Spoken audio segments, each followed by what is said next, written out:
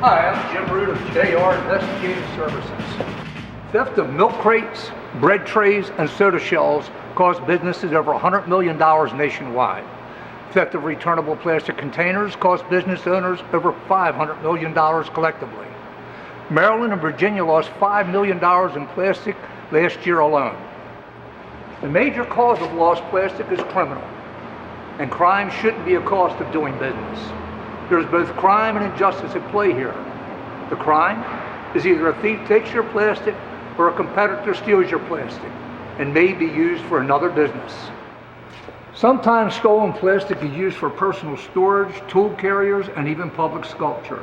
The injustice, the cost of replacing these stolen trays is reflected in milk, bread, and soda prices, and therefore comes out of the consumer's wallet. The irony of this is that the new replacement tray can be made from the stolen recycled plastic. That's $1 million problem that needs fixing, and fast. We took on the problem of starting with a known recycler, the Al Corporation, and watched unmarked and rental trucks drop off plastic. The Al Corporation loading docks were staked out for 3 days. A First State plastic truck was observed dropping off and picking up a trailer of plastic. We followed the First State plastic truck as it left the Al Corporation. It took 95 north to Delaware. The Maryland Transportation Authority was asked if they could stop the truck as it may contain stolen plastic. The truck was stopped, and the driver consented to a search of his tractor trailer. H&S, Walgreens, Coke, and Pepsi trays, as well as other plastics, were observed in the back of the truck. From our car, we videotaped only the Walgreens trays. Maryland Transportation Authority noted H&S Bakery and Coke trays during the inspection.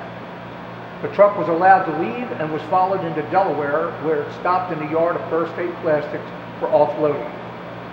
The Delaware State Police were called in. They questioned the owners of First State. The police were unfamiliar with this type of crime and asked First State owners to cooperate until the following day.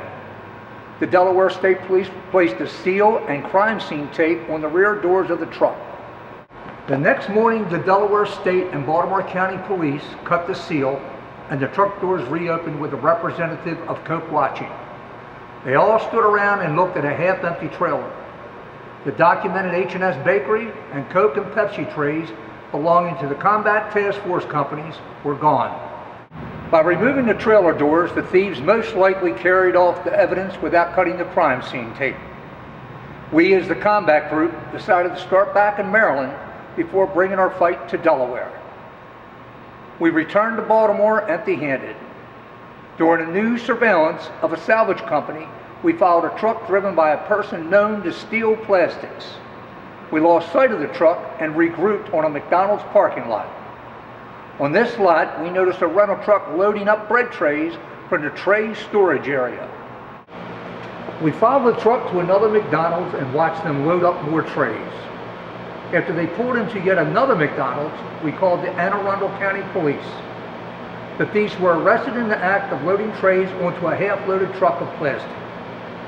They told police they left their manifest at home and were working for H&S Bakery. Those plastic thieves got prosecuted. Other thieves like them are awaiting sentencing. The bread, milk, and soda companies don't know exactly where they are losing the plastic, but they know where it's going.